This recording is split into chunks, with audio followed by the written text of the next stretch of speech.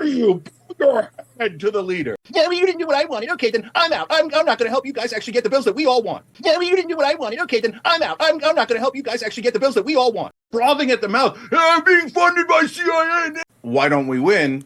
Because of mainstream media. Mainstream media creates a mythology that this is a center-right country, a conservative country. It creates a mythology that corruption is perfectly normal, that taking corporate bribes is normal. It's not normal. It's what most corporate Democrats and corporate Republicans do. It has greatly corrupted our system. And most importantly, it has corrupted our media.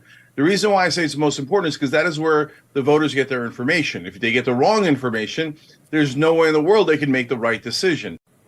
I wanted to dig into that a little bit more. Recently, I'm sure you're aware, there was some controversy among the left because podcast host and comedian Jimmy Dore recently made a sort of argument like this to Cornel West, arguing that he was overemphasizing resistance to white supremacy, at least in his rhetoric, if not in his campaign, and he was pushing him to focus more exclusively on economic issues.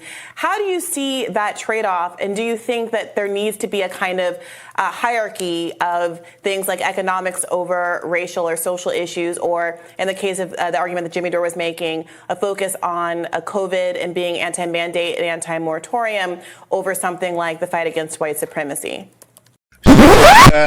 This gets super nuanced, so let me walk through all of it as quickly as I can. First, the number one problem with Jimmy Dore's approach is he goes and mainly agrees with the right wing on social issues and then says, oh, I'm not going to agree that the vaccine doesn't work. I'm not going to agree to things that aren't true. I'm not going to agree that the election was stolen. I'm not saying that Jimmy's saying that. I have lost track of what the crazy ramblings in his head or what he says out loud. But he keeps trying to bring the left over to the right wing. That's not how you do it. You say, look, it's not that you guys are moving your position or that we're moving our position. It's just that we're finding common ground in the places where we agree. Both of us can take yes for an answer, but you should not sheep herd your audience to the right wing. That is not at all productive. Oh, you think class is more important than race? Oh, you think race is more important than class? Are you nuts? What are you endorsing Joe Biden for? He's a terrible candidate. He's a weak candidate. He's going to lose. He's not very progressive. And you endorse him without getting anything in return?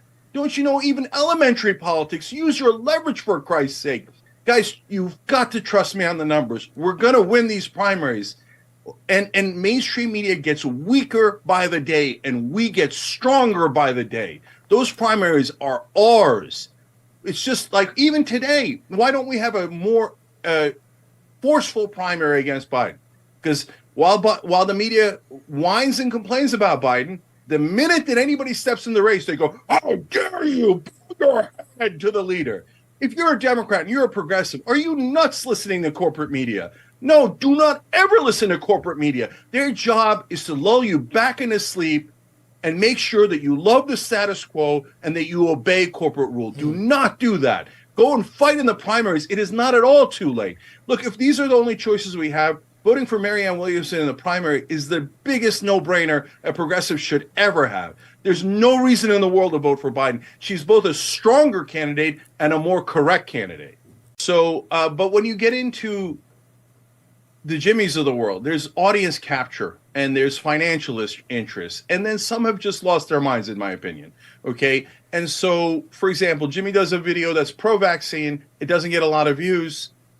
He does one that's vaccine skeptical. It gets a lot of views. Guess what he does next? 20 more videos that are vaccine skeptical.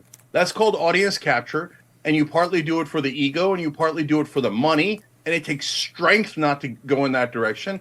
And the right wing is going and capturing these hosts one by one. And everybody has their different things. Look, I don't know Russell Brand and Glenn Greenwald's situation, but I do know that sometimes if some people have done terrible things, where are you going to go? You're not going to go to the left where they're going to out you and they're not going to support you. You're going to go to the right where they circle the wagons and they say you can do anything you want as long as you agree with us. similar accusations, I feel I would be remiss not to bring up, that have been made about your network, Young Turks, about the $20 million of Katzenberg money that some people have argued changed the direction of TYT's coverage in a more liberal and less left direction. Yeah. Okay, so I'll take it one at a time. Should people show each other more grace on the left? Absolutely. At the same time, you notice a phenomenon. It's okay to point it out. So it's okay for us to point out what Jimmy does with his videos is super obvious. It's one thing to criticize the Democratic Party. As you can tell from this interview, I do it very regularly and very forcefully. It's another thing to say the Republicans are okay. The Republicans are not okay. The Republicans are a disaster. The Republicans are much worse than the Democrats. Okay, now on to the second issue. Yeah, so then people go and look around and they go, okay, well, the Young Turks got $20 million investment. Okay, now here's the things people don't know. People say Katzenberg was involved, no question. The amount he has is near microscopic. And by the way, we pay the money back. So I be honest, that's breaking news. We've never told anyone that, but we did. So that has no influence on us. But most importantly, Brianna, people just make up that we went towards the right way or went towards the moderate Democrats. I mean, they call me like the lunatic fringe that follow Jimmy say we're establishment shills. They haven't watched 1 minute of the show. I mean, look at what the things I said to you before this question, right?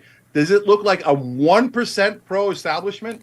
But they will see that and go, aha, nail it, he's for Hillary Clinton.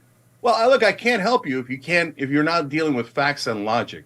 You can't show anything where we're in favor of Hillary Clinton. Well, no one fights harder in the primaries against corporate Democrats than TYT does, Young Turks does, and I do. I formed the Justice Democrats to fight against corporate Democrats, and we defeated them. There's nothing more practical and more real than what I did there in that instance. I mean, Cenk, I think specifically one of the moments that I remember of TYT being characterized as no longer capturing the spirit of the Justice Democrats or what the Justice Democrats were supposed to do was the moment around Force the Vote, where there was a push for the elected squad members to take an adversarial relationship to the Democratic Party and Nancy Pelosi specifically, to withhold their votes for them the same way that we've now seen the Freedom Caucus model with withholding their votes for Kevin McCarthy at the beginning of this year, really testing the theory of how that would work and getting in return a number of concessions that I think we can all acknowledge would be amazing for the left to have achieved. And at that time, despite there being a poll that TYT put out of its audience, where a majority of the TYT audience seemed to support Force the Vote, the newscasters, the personalities on the show, were very much against it. And as I'm sure you can remember, that caused a significant rift down the left that persists in many ways. What do you say to that? I see you shaking your head. Yeah, it's crazy. But thank you for bringing it up, because I'm happy to address it and try to clarify it the best I can. Guys, do I look like I don't want to force votes? Of course I do, right? And I tell every congressperson that's going into Congress for the first time, if they'll listen to me, I tell them, you have to create what the civil rights movement called good trouble. Now, that doesn't mean you go in wildly and flailing around doing impractical things, but it means you come up with a coordinated strategy, you then create good trouble, and then you put a spotlight on an issue where you are on the winning end of it, popularity-wise. So, for example, one of the things we did with Justice Democrats is as soon as AOC won, we did a sit-in in Nancy Pelosi's office. That put Green New Deal on the map. That put Sunrise Movement on the map. And in a lot of ways, it reinforced Justice Democrats being on the map. I want you to take those kind of actions.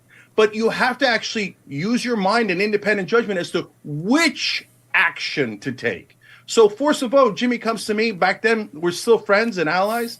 And I go, oh, look, it sounds like a pretty good idea. Okay, I definitely want to do something where we're forcing action, right? So what's your plan, Jimmy? He's like, well, we're going to force the vote, and we're going to, get Medicare for all. I'm like, brother, I want Medicare for all, but you have to take steps. You have to take steps. If you go straight to Medicare for all, you have a 0% chance of it passing, and you're going to waste the power and the leverage. And who are you going to get as Speaker of the House? And he's like, I don't know. That's your strategy?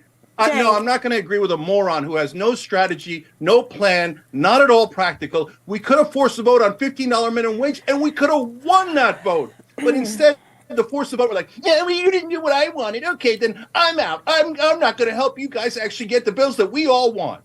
Oh, come on, man, grow up.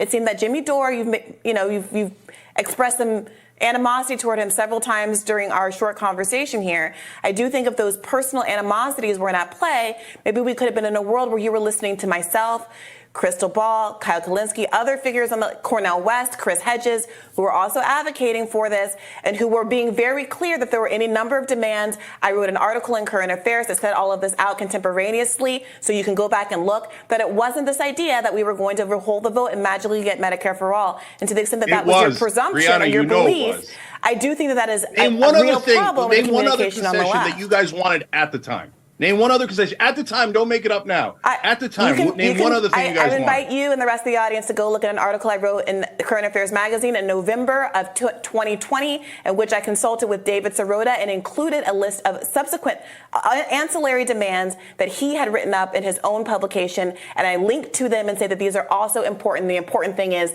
that we need to demand something in exchange for our votes. But we don't need to rehash that. Go ahead. I'll give you the last. No, I need to say one last thing, Brianna.